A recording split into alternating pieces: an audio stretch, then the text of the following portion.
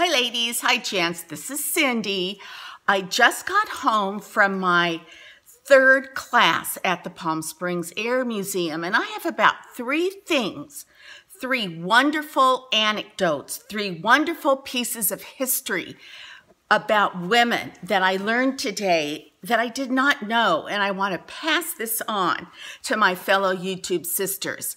One of the first things that I really want to say is, as I'm sitting in class and I'm sitting in this wonderful museum about World War II and that part of America's history, which touches our lives, if we are baby boomers, and I am, World War II touched my life because my mother and my father are products.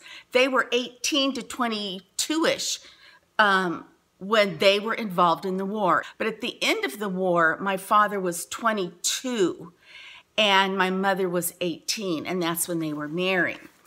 But I want to impress upon the people, the ladies especially, that are watching, because most of my audience are women, are baby boom age women. This is part of our legacy, is to hand off the story, the history, the oral stories, the family anecdotes about World War II to our children and to our grandchildren. If we don't do it, who will? World War II was a huge turning point in our country. It got us out of the Depression because it provided so many jobs, because so many people invested in war bonds. After the war, people had money. They had savings. And so the 50s is considered a time of plenty, because going back to the idea that people had savings in their war bonds that they were able to now cash out. As the men went off to war and the women in America stepped into the jobs that men usually had,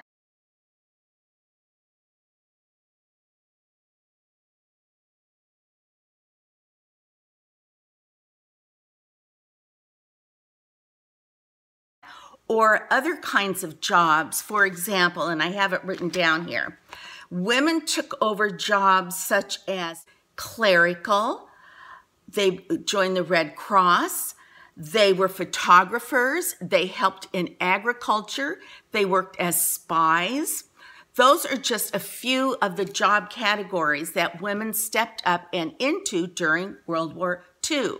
Now, because the women took over in many of the jobs that most of the men normally worked at, Eleanor Roosevelt, being a woman, being a mother, being a first lady, knew that these women that were now entering the workforce for the first time, many of them in their lives, they needed daycare, they needed help with meals and cooking, that they needed support in order to do their jobs to help the war effort. They in turn needed help to provide for their families.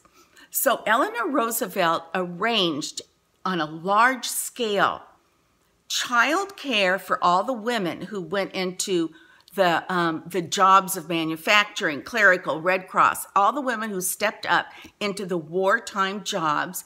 Not only did she arrange daycare, she arranged for early childhood education, brought in some of the best teachers for early childhood education into those child daycare centers so that the children were getting quality babysitting, quality daycare, as well as quality education.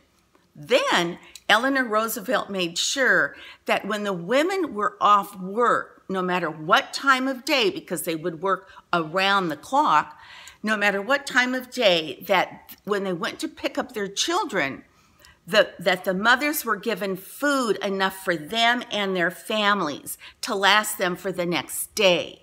And transportation. So Eleanor Roosevelt got it, that if women are going to step into the workforce and their men are off fighting wars, that the women needed help. They needed childcare. They needed education for their children. They needed food to be handed to them in a little brown sack and say, you go home, here's your dinner tonight, here's breakfast for tomorrow morning, and we'll feed your children tomorrow at lunch. And I just think that is so profound. Now, the sad part is all of that was stopped at the end of the war. So how long has it taken us since World War II to put back into effect early childhood education? A long time. Okay, that's one great anecdote about Eleanor Roosevelt. And I wanted to also say that because of the women and because of Ford Motor Company, America was putting out one plane per hour. That sounds great, except Germany was putting out one plane every 15 minutes. Go figure. And then there's one last thing I want to talk about, which I found so interesting, that there were a group of women pilots. And the women pilots, there were certain groups, they eventually all came together under the head of this one particular woman, whose name I have it written down, but it escapes me. And what these women did was they flew planes in non-combat areas. So for example, as Boeing or Lockheed or Ford, as they finished making their planes, these airplanes needed to be flown to the sites where they were needed, to where the war was happening, to where the bases were, where the pilots were. So there were women pilots that took these new planes from off the runway, so to speak, and flew these planes to where they were needed for the pilots to go on and use in the war. Now, the sad news is that these women, you can imagine how many airplanes this was, how many flights during the war this took. These women never achieved military status. They were never paid. They never received any benefits. And in fact, when some of them died on the job, if their plane crashed or malfunctioned and they died, the other ladies had to pass a hat around to try to get funeral expenses and arrangements made. It was not until Jimmy Carter was president that Jimmy Carter granted these women pilots military status. But it was a lot too late because many of these ladies have already passed away. So I thought that was such an interesting story about it just intensifies the value of women during World War II. By the way, have you noticed my POW bracelet? Remember these? I have a story to tell you about my POW bracelet, but not in this video. So that ends my few little anecdotes that I was excited to share today from my classes at the Palm Springs Air Museum.